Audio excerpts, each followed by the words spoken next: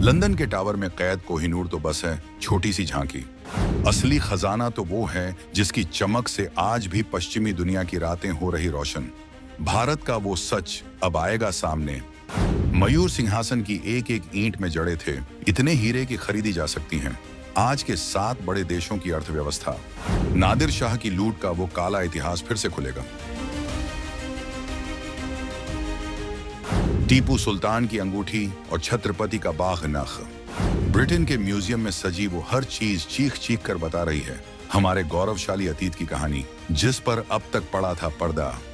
एक ऐसा मंदिर जिसका खजाना ढूंढने के लिए हाथियों की फौज कम पड़ गई थी। महमूद गजनवी की उस लूट ने कैसे भारत की तकदीर बदल दी, उस खौफनाक मंजर का होगा पूरा हिसाब। अगर वापस आ जाए भारत का लूटा हुआ वो 45 ट्रिलियन डॉलर का खजाना, तो अमेरिका और चीन जैसे देश पानी भरते नजर आएंगे। आज हम करेंगे उसी महालूट का पूरा पर्दाफाश। दोस्तों, इतिहास की किताबों में हमें अक्सर यही पढ़ाया गया है कि भारत सोने की चिड़िया था, लेकिन कभी किसी ने रुक कर यह सोचा है कि आखिर वो चिड़िया उड़ी कहां? किसके पिंजरे में कैद होकर रह गई वो चमक जिसने पूरी दुनिया को अपनी ओर खींचा था? आज हम जिस भारत को देखते हैं वो अपनी मेहनत और जज्बे से फिर से खड़ा हो रहा है, लेकिन एक वक्त ऐसा भी था जब दुनिया की कुल दौलत का एक बहुत बड़ा हिस्सा सिर्फ और सिर्फ इसी धरती पर मौजूद था। ये कोई कहानी नहीं है, ये वो कड़वा सच है जिसे सदियों से दबाया गया, छुपाया गया और जानबूझकर भुला दिया गया। आज हम उस दबे हुए इतिहास की कब्र खोदने जा रहे हैं। आज बात सिर्फ कोहिनूर की नहीं होगी, बात होगी उन बेशकीमती खजानों की, उन अनमोल रत्नों की और उन अकूत संपत्तियों की जो कभी हमारी थी, हमारे पूर्वजों की थी, लेकिन आज वो 7 समंदर पार किसी और की तिजोरियों की शोभा बढ़ा रही हैं। आखिर कितना बड़ा था भारत का वो अकूत खजाना? क्या उसकी कीमत आज के डॉलर और रुपए में लगाना मुमकिन भी है? और सबसे बड़ा सवाल, अगर वो सारा पैसा, वो सारा सोना आज हमारे पास होता, तो 2026 के इस आधुनिक युग में भारत कहाँ खड़ा होता? क्या अमेरिका, क्या चीन और क्या यूरोप? शायद दुनिया का नक्शा ही कुछ और होता। भारत के नीचे होते दुनिया के सारे देश। आज हम एक एक करके उन 15 से 20 सबसे बड़े खजानों की फाइलें खोलेंगे जिन्हें या तो धोखे से हथिया लिया गया या फिर तलवार की नोक पर लूट लिया गया। नादिर शाह से लेकर ईस्ट इंडिया कंपनी तक किसने कितना नोचा इस देश को, आज उसका पूरा हिसाब होगा। लेकिन ठहरिए, क्या आपको पता है कि इनमें से कुछ खजाने आज भी मौजूद हैं, बस उन पर हमारा नाम मिटा दिया गया है? क्या हम उन्हें वापस ला सकते हैं? इन सारे तीखे सवालों के जवाब हम आपको इस वीडियो में आगे देने वाले हैं। तो अपनी कुर्सी की पेटी बांध लीजिए, क्योंकि यह सफर आपको गर्व से भर देगा और गुस्से से भी। हम आपको बताएंगे इस महालूट की पूरी कहानी, तो बने रहिएगा वीडियो पर। और इस संबंध में आपके जो भी विचार हों कमेंट में लिखकर जरूर बताइएगा। लूट का गणित, 45 ट्रिलियन डॉलर का सच। चलिए सबसे पहले इस पूरी कहानी के सबसे बड़े आंकड़े पर बात करते हैं, जिसे सुनकर आपका दिमाग चकरा जाएगा। प्रसिद्ध अर्थशास्त्री उत्साह पटनायक ने अपनी गहन रिसर्च में एक आंकड़ा दिया है जिसने अंग्रेजों के उस झूठ की धज्जियां उड़ा दी कि उन्होंने भारत का उद्धार किया। उनके मुताबिक 1765 से 1938 के बीच, यानी करीब पौने 200 सालों में, अंग्रेजों ने भारत से लगभग 45 ट्रिलियन डॉलर की दौलत लूटी। जी हाँ, आपने सही सुना, 45 ट्रिलियन डॉलर।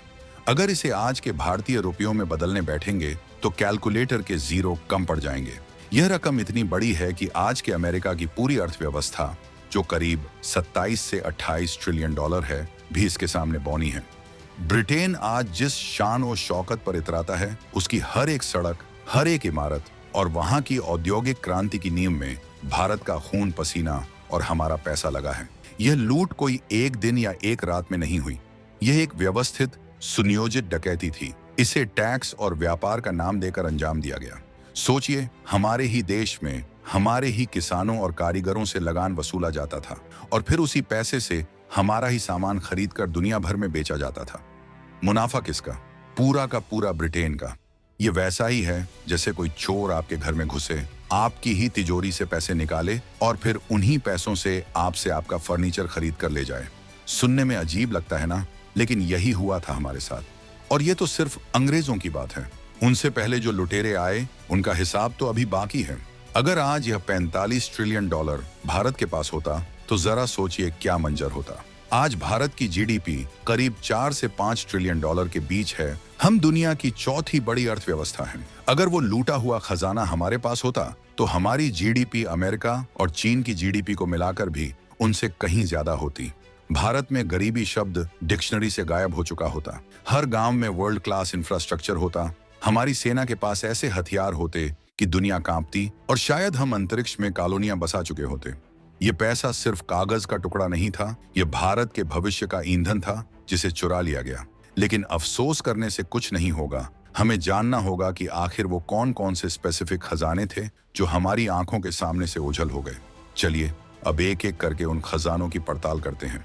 मयूर सिंहासन, तख्त ए ताउस, दुनिया की सबसे महंगी कुर्सी। सबसे पहले बात करते हैं उस खजाने की जिसे देखकर दुनिया की आंखें फटी की फटी रह गई थी। मुगल बादशाह शाहजहां, जिन्होंने ताजमहल बनवाया, उन्होंने ही बनवाया था मयूर सिंहासन, जिसे फारसी में तख्त ए ताउस कहते हैं। यह कोई आम सिंहासन नहीं था। यह उस दौर की और शायद आज के दौर की भी दुनिया की सबसे महंगी और आलीशान कुर्सी थी। इसे बनाने में 7 साल लगे थे। इसमें करीब 1150 किलो सोना और 230 किलो बेशकीमती रत्न जड़े हुए थे। जरा कल्पना कीजिए, 1150 किलो शुद्ध सोना। आज के भाव में सिर्फ सोने की कीमत अरबों में होगी, लेकिन इसमें लगे रत्नों की कीमत तो अनमोल थी। इस सिंहासन के ऊपर 2 मोर बने हुए थे जो नाचते हुए मुद्रा में थे। इन मोरों की आंखों में दुनिया के सबसे नायाब हीरे और माणिक जड़े थे, और इन दोनों मोरों के बीच में रखा था दुनिया का सबसे चर्चित हीरा कोहिनूर। जी हाँ, कोहिनूर उस वक्त ब्रिटेन की रानी के ताज में नहीं, बल्कि भारत के मयूर सिंहासन की शान बढ़ा रहा था। फ्रांसीसी जौहरी टैवर्नियर, जिसने इसे अपनी आंखों से देखा था, उसने लिखा था कि इस सिंहासन की कीमत उस समय के पूरे फ्रांस देश की कुल संपत्ति से भी ज्यादा थी। सोचिए, एक कुर्सी की कीमत पूरे एक देश से ज्यादा। यह थी भारत की रईसी। लेकिन फिर आया साल 1739। फारस, आज का ईरान, का क्रूर शासक नादिर शाह भारत पर टूट पड़ा। करनाल की लड़ाई में मुगलों की हार हुई और नादिर शाह ने दिल्ली में कत्लेआम मचा दिया। उसने दिल्ली को इतना लूटा कि उसे अपनी लूट का माल ले जाने के लिए 700 हाथी, 4000 ऊंट और 12,000 घोड़ों की जरूरत पड़ी। और इस लूट का सबसे बड़ा हिस्सा था यही मयूर सिंहासन। नादिर शाह इसे अपने साथ ईरान ले गया। कहते हैं कि जब वो इसे लेकर जा रहा था तो रास्ते में ही इसकी भव्यता देखकर पागल हो गया था। लेकिन अफसोस, यह नायाब खजाना ज्यादा दिन तक सुरक्षित नहीं रह सका। नादिर शाह की हत्या के बाद उसके अंगरक्षकों ने इस सिंहासन को तोड़ दिया और आपस में बांट लिया। आज मयूर सिंहासन का कोई वजूद नहीं है, लेकिन उसके टुकड़े और उसमें लगे रत्न आज भी दुनिया के अलग अलग कोनों में, शायद किसी ब्लैक मार्केट में या किसी गुप्त तिजोरी में कैद हैं। अगर यह सिंहासन आज भारत में होता तो यह सिर्फ एक म्यूजियम पीस नहीं, बल्कि भारत की आर्थिक शक्ति का प्रतीक होता। इसकी कीमत आज अरबों खरबों डॉलर में होती। कोहिनूर, शापित या शाश्वत कोहिनूर, ये नाम सुनते ही हर भारतीय के दिल में एक अजीब सी टीस उठती है। ये सिर्फ एक हीरा नहीं है, ये भारत के स्वाभिमान का एक ऐसा टुकड़ा है जो हमसे छीन लिया गया। गोलकुंडा की खदानों से निकला ये हीरा कभी दुनिया का सबसे बड़ा हीरा था। इसका सफर इतना खूनी और इतना लंबा है कि इस पर पूरी एक फिल्म बन सकती है। काकतीय वंश के राजाओं से लेकर मुगलों तक, और फिर मुगलों से नादिर शाह तक, ये हीरा जिसके पास भी गया उसका विनाश ही लेकर आया। इसीलिए इसे शापित भी माना जाता है। लेकिन यह शाप शायद सिर्फ पुरुषों के लिए था, क्योंकि आज यह ब्रिटेन की महारानी के ताज की शोभा बढ़ा रहा है। नादिर शाह के बाद यह हीरा अफगानिस्तान पहुंचा, फिर वहां से पंजाब के शेर पंजाब महाराजा रणजीत सिंह के पास आया। रणजीत सिंह ने इसे अपनी बांह पर बांधा और इसे वापस भारत ले आए। जब तक रणजीत सिंह जिंदा थे, अंग्रेजों की हिम्मत नहीं हुई कि वो पंजाब की तरफ आंख उठाकर भी देख सकें। लेकिन उनकी मौत के बाद अंग्रेजों ने धोखे से पंजाब पर कब्जा कर लिया, और फिर हुई इतिहास की सबसे शर्मनाक घटना। 1849 में अंग्रेजों ने 10 साल के छोटे से बच्चे महाराजा दलीप सिंह को डरा धमकाकर एक संधि पर हस्ताक्षर करवाए और उनसे कोहिनूर उपहार के तौर पर ले लिया। सोचिए, एक बच्चे से उसका खिलौना छीनना भी पाप है। यहाँ तो पूरे देश की विरासत छीन ली गई और उसे गिफ्ट का नाम दे दिया गया। आज यह हीरा लंदन के टावर में कैद है। अंग्रेज कहते हैं कि यह उन्हें कानूनी तौर पर मिला है, लेकिन सच्चाई तो यह है कि यह दिन दहाड़े की गई डकैती थी। आज इसकी कीमत का अंदाजा लगाना भी मुश्किल है। कुछ विशेषज्ञ कहते हैं कि इसकी कीमत $200 मिलियन है, तो कुछ कहते हैं कि यह अनमोल है। लेकिन बात कीमत की नहीं, बात हक की है। ये हीरा हमारी मिट्टी से निकला है, हमारे राजाओं की अमानत है। जब भी भारत इसे वापस मांगता है, ब्रिटेन कोई ना कोई बहाना बना देता है। लेकिन 2026 का भारत अब चुप बैठने वाला नहीं है। कूटनीतिक दबाव बढ़ रहा है और वो दिन दूर नहीं जब कोहिनूर को उसके असली घर लौटना ही पड़ेगा। टीपू सुल्तान की अंगूठी और बाघ, मैसूर का लुटा हुआ गौरव। अब चलते हैं दक्षिण भारत की ओर, मैसूर के शेर टीपू सुल्तान के दरबार में। टीपू सुल्तान वो योद्धा थे जिन्होंने अंग्रेजों के दांत खट्टे कर दिए थे। वो जानते थे कि अंग्रेज सिर्फ व्यापारी नहीं, लुटेरे हैं। लेकिन 1799 में श्रीरंगपट्टनम की लड़ाई में टीपू सुल्तान की शहादत के बाद अंग्रेजों ने मैसूर को जिस तरह लूटा, वो किसी गिद्ध के नोचने जैसा था। कर्नल आर्थर वेलेस्ली, जो बाद में ड्यूक ऑफ वेलिंगटन बना, के नेतृत्व में ब्रिटिश सैनिकों ने टीपू के महल में घुसकर जो तांडव मचाया, वो इतिहास के पन्नों पर काला धब्बा है। टीपू सुल्तान की एक बहुत ही खास अंगूठी थी जिस पर राम लिखा हुआ था। जी हाँ, एक मुस्लिम शासक की अंगूठी पर हिंदू देवता का नाम, जो उस समय की गंगा जमुनी तहजीब की मिसाल थी। अंग्रेज उस अंगूठी को भी नहीं छोड़े, वे इसे उतार ले गए। आज वो अंगूठी कहाँ है? किसी ब्रिटिश नीलामी घर में या किसी प्राइवेट कलेक्टर की तिजोरी में। इसके अलावा टीपू सुल्तान का एक मशहूर यांत्रिक बाघ, मैकेनिकल टाइगर था। ये एक ऐसा खिलौना था जिसमें एक बाघ एक अंग्रेज सिपाही को दबोचे हुए था और उसमें चाबी भरने पर बाघ के दहाड़ने और सिपाही के चीखने की आवाज आती थी। यह टीपू की अंग्रेजों के प्रति नफरत और उनके प्रतिरोध का प्रतीक था। अंग्रेज इसे भी उठा ले गए और आज यह लंदन के विक्टोरिया एंड अल्बर्ट म्यूजियम में रखा है। सिर्फ यही नहीं, टीपू की तलवार, उनके वस्त्र, उनके सिंहासन के टुकड़े, सब कुछ लूट लिया गया। एक अनुमान के मुताबिक टीपू के खजाने से इतना सोना और जवाहरात मिले थे कि उन्हें बांटने के लिए ब्रिटिश सैनिकों ने अपने हेलमेट का इस्तेमाल किया था। जो सिपाही कल तक कंगाल थे, वो एक ही रात में अमीर हो गए। मैसूर की यह लूट भारत के इतिहास की सबसे बड़ी त्रासदियों में से एक है। अगर वो संपदा आज मैसूर या कर्नाटक राज्य के पास होती तो वहां के विकास की कहानी कुछ और ही होती। यह सिर्फ धन की हानि नहीं थी, यह हमारे स्वाभिमान पर चोट थी जिसे भरने में सदियों लग गए। हैदराबाद के निजाम का खजाना, दुनिया के सबसे अमीर आदमी की दौलत। जब हम अमीरी की बात करते हैं तो हैदराबाद के निजाम मीर उस्मान अली खान का नाम सबसे ऊपर आता है। 1940 के दशक में टाइम मैगजीन ने उन्हें दुनिया का सबसे अमीर आदमी घोषित किया था। उनकी दौलत का अंदाजा आप इसी बात से लगा सकते हैं कि वो 185 कैरेट के जैकब डायमंड को, जो उस समय दुनिया के सबसे बड़े हीरो में से एक था, एक पेपरवेट की तरह इस्तेमाल करते थे। जी हाँ, जिस हीरे के लिए लोग जान देने को तैयार थे, वो निजाम की मेज पर कागज दबाने के काम आता था। निजाम के पास मोतियों, हीरो, पन्ना और माणिक का इतना विशाल संग्रह था कि उसे गिनने में महीनों लग जाते। उनके पास अपने खुद के टकसाल थे, अपनी रेलवे थी, अपनी एयरलाइन थी। लेकिन जब भारत आजाद हुआ और हैदराबाद का विलय भारत में हुआ, तो इस खजाने का एक बड़ा हिस्सा रहस्यमय तरीके से गायब हो गया। कुछ हिस्सा तो भारत सरकार के पास आया, जिसे आज हम आरबीआई की तिजोरियों में सुरक्षित मानते हैं।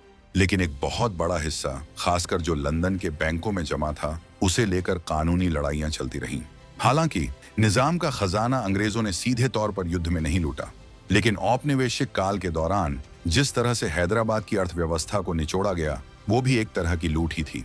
इसके अलावा 1948 के आसपास की उथल पुथल में कई बेशकीमती जेवर और प्राचीन वस्तुएं तस्करी के जरिए देश से बाहर भेज दी गईं। आज भी अंतर्राष्ट्रीय बाजारों में अक्सर हैदराबादी ज्वेलरी की नीलामी होती है और हम बस देखते रह जाते हैं। जैकब डायमंड गनीमत है कि भारत सरकार के पास है, लेकिन निजाम के खजाने का कुल मूल्य आज की तारीख में ट्रिलियंस में होता। ये वो पैसा था जो भारत की धरती से निकला था, लेकिन इसका पूरा फायदा भारत के आम लोगों को कभी नहीं मिल पाया। सोमनाथ मंदिर, आस्था और सोने की वो लूट। अब हम थोड़ा और पीछे चलते हैं, इतिहास के उस दौर में जब लुटेरे समुद्र के रास्ते नहीं बल्कि जमीन के रास्ते आए थे। बात हो रही है गुजरात के सोमनाथ मंदिर की। यह मंदिर सिर्फ आस्था का केंद्र नहीं था, बल्कि यह भारत की समृद्धि का प्रतीक था। मंदिर के खंभे सोने के थे, घंटियां सोने की थीं और मूर्ति के नीचे अथाह खजाना दबा हुआ था। कहते हैं कि मंदिर में इतने रत्न जड़े थे कि रात में वहां दीपक जलाने की जरूरत नहीं पड़ती थी। रत्नों की चमक से ही रोशनी हो जाती थी।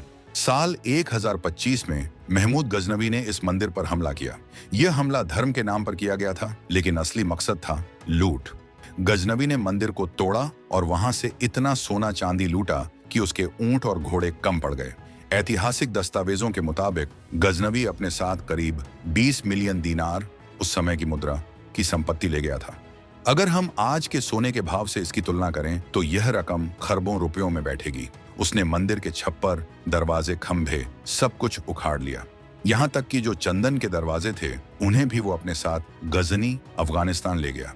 यह सिर्फ एक बार की बात नहीं थी। सोमनाथ को इतिहास में 17 बार लूटा गया और हर बार भारत ने उसे फिर से खड़ा किया। यह हमारी जिजीविषा का प्रतीक है। लेकिन जरा सोचिए, अगर वो सोना, वो अपार धन भारत में ही रहता तो गुजरात और पूरे पश्चिमी भारत का आर्थिक ढांचा कैसा होता?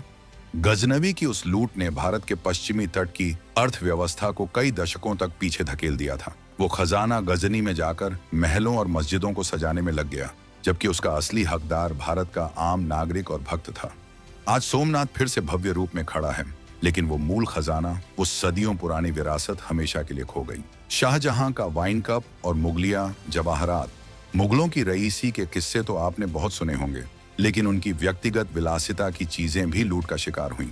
लंदन के विक्टोरिया एंड अल्बर्ट म्यूजियम में एक बहुत ही खास प्याला रखा है, शाहजहां का वाइन कप।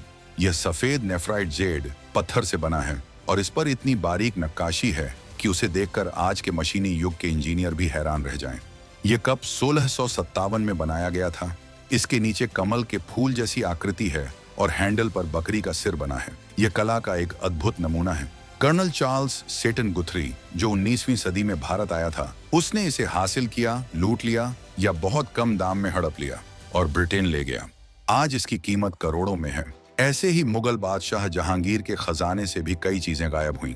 17वीं सदी में मुगल दरबार दुनिया का सबसे अमीर दरबार था। यूरोपीय यात्री जब वहां आते थे तो उनकी आंखें चौंधिया जाती थीं।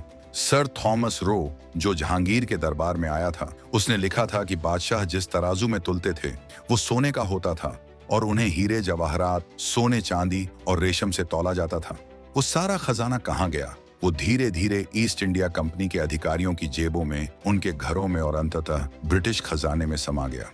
Clive of India, Robert Clive, जब वापस ब्रिटेन गया तो वो उस समय यूरोप का सबसे अमीर आदमी बन चुका था। उसने खुद संसद में कहा था कि मैं मुर्शिदाबाद के खजाने के बीच खड़ा था और मैं खुद हैरान हूं कि मैंने इतना कम क्यों लूटा। ये थी उन लुटेरों की मानसिकता। अमरावती मार्बल्स और बौद्ध अवशेष, पत्थरों की चोरी। लूट सिर्फ सोने चांदी की नहीं हुई, हमारी संस्कृति और कला की भी हुई। आंध्र प्रदेश का अमरावती स्तूप, जो 2000 साल पुराना बौद्ध स्मारक था, उसकी नक्काशीदार संगमरमर की पट्टियां, मार्बल्स, बेमिसाल थीं। ये पट्टियां भारत की प्राचीन मूर्ति कला का सर्वश्रेष्ठ उदाहरण थीं। 19वीं सदी में ब्रिटिश अधिकारियों की नजर इन पर पड़ी। सर वॉल्टर इलियट ने 1845 में इन अमूल्य पट्टियों को उखाड़ा और उन्हें मद्रास ले गए। वहां से इन्हें लंदन भेज दिया गया। आज इलियट मार्बल्स के नाम से जानी जाने वाली ये 120 से ज्यादा कलाकृतियां ब्रिटिश म्यूजियम के एक ठंडे कमरे में पड़ी हैं। ये वो पत्थर हैं जो हमारे पूर्वजों की कहानियां सुनाते हैं, जो भगवान बुद्ध के जीवन को दर्शाते हैं। इन्हें वहां सजावट की तरह रखा गया है, जबकि इनका असली घर अमरावती है। भारत सरकार ने कई बार इन्हें वापस मांगा है, लेकिन ब्रिटिश म्यूजियम का वही पुराना रटा रटाया जवाब आता है, हम दुनिया की संस्कृति के संरक्षक हैं। अरे भाई, संरक्षक हो या चोर, किसी के घर की दीवारें उखाड़कर अपने घर में लगा लेना संरक्षण नहीं, डकैती कहलाती है। ये पत्थर बताते हैं कि अंग्रेज सिर्फ धन के भूखे नहीं थे, वे हमारे इतिहास को भी अपने साथ ले जाना चाहते थे, ताकि वो अपनी आने वाली पीढ़ियों को दिखा सकें कि उन्होंने किन महान सभ्यताओं पर राज किया। सुल्तानगंज बुद्ध रेलवे लाइन के लिए चुराई गई भगवान की मूर्ति 1861 की बात है। बिहार के भागलपुर जिले में सुल्तानगंज में रेलवे लाइन बिछाने के लिए खुदाई चल रही थी। E.B. हैरिस नाम के ब्रिटिश रेलवे इंजीनियर को वहां एक अद्भुत चीज मिली। 7.5 फीट ऊंची, 500 किलो वजनी, शुद्ध तांबे, कॉपर से बनी भगवान बुद्ध की एक विशाल प्रतिमा। यह गुप्त काल, गुप्ता पीरियड की थी, जो भारत का स्वर्ण युग माना जाता है। यह मूर्ति लगभग 1500 साल पुरानी थी और इतनी बेहतरीन स्थिति में थी कि मानो कल ही बनी हो। कायदे से यह मूर्ति भारत के किसी मंदिर या म्यूजियम में होनी चाहिए थी, लेकिन हुआ क्या, इसे तुरंत बर्मिंघम भेज दिया गया। क्यों? क्योंकि वहां के एक उद्योगपति को यह पसंद आ गई थी। आज यह बर्मिंघम बुद्धा के नाम से वहां के म्यूजियम की सबसे बड़ी आकर्षण है। वहां के लोग इसे देखने के लिए टिकट खरीदते हैं, पैसा कमाते हैं और हम बस फोटो देखकर खुश हो लेते हैं। सोचिए, हमारे भगवान, हमारी श्रद्धा, हमारी कला, सब कुछ उनका मुनाफा कमाने का जरिया बन गया। यह मूर्ति सिर्फ धातु का टुकड़ा नहीं थी, यह उस समय की भारतीय धातु विज्ञान, मेटलर्जी का चमत्कार थी। 1500 साल तक जमीन के नीचे दबे रहने के बावजूद इसमें जंग नहीं लगा था। यह तकनीक हमारे पास थी, जिसे दुनिया ने चुराया और आज हमें ही विज्ञान सिखाते हैं। महाराजा रणजीत सिंह का स्वर्ण सिंहासन, पंजाब की शान। वापस चलते हैं पंजाब। महाराजा रणजीत सिंह का दरबार, जिसे लाहौर दरबार कहा जाता था, अपनी भव्यता के लिए मशहूर था। महाराजा एक विशेष सुनहरे सिंहासन, गोल्डन थ्रोन, पर बैठते थे। यह सिंहासन लकड़ी का बना था, लेकिन उस पर सोने की मोटी परत छड़ी हुई थी और इसे एक सुनहरे कमल के फूल के आकार में बनाया गया था। यह कलाकारी का बेजोड़ नमूना था। महाराजा रणजीत सिंह को सादगी पसंद थी। वे अक्सर जमीन पर बैठते थे, लेकिन राज्य की गरिमा दिखाने के लिए उन्होंने यह सिंहासन बनवाया था। जब अंग्रेजों ने पंजाब पर कब्जा किया तो कोहिनूर के साथ साथ वे इस सिंहासन को भी नहीं भूले। इसे लॉर्ड डलहौजी ने अपने कब्जे में लिया और लंदन भेज दिया। आज यह सिंहासन भी विक्टोरिया एंड अल्बर्ट म्यूजियम में रखा है। जब भी कोई सिख या भारतीय वहां जाता है और अपनी विरासत को कांच के पीछे कैद देखता है, तो उसका खून खौल उठता है। यह सिंहासन पंजाब की संप्रभुता और शक्ति का प्रतीक था, जिसे एक म्यूजियम पीस बनाकर रख दिया गया। अगर यह आज अमृतसर के स्वर्ण मंदिर या किसी भारतीय म्यूजियम में होता, तो यह हमारी आने वाली पीढ़ियों को यह याद दिलाता कि एक समय ऐसा भी था जब पंजाब की तलवार के आगे पूरी दुनिया झुकती थी। आज का सवाल, क्या वापस आएगा हमारा गौरव? दोस्तों, यह लिस्ट बहुत लंबी है। बड़ौदा का पर्ल कारपेट, मोतियों का कालीन, शिवाजी महाराज की भवानी तलवार, जिस पर विवाद है, लेकिन कई मानते हैं कि वो भी लंदन में है, और अनगिनत पांडुलिपियां, मूर्तियां और खजाने। एक अनुमान के मुताबिक भारत से लूटी गई कलाकृतियों की संख्या 1 लाख से भी ज्यादा है, जो दुनिया भर के म्यूजियम्स और प्राइवेट कलेक्शंस में पड़ी हैं।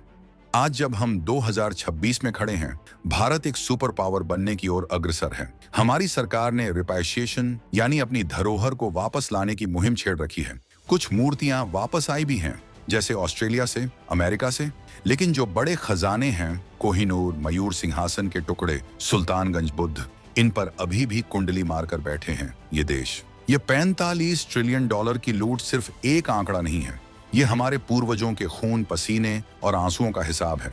ये वो दौलत थी जिससे हमारे स्कूल बन सकते थे, अस्पताल बन सकते थे। आज अगर हम विकासशील देश हैं, तो उसकी एक बड़ी वजह यह ऐतिहासिक डकैती है।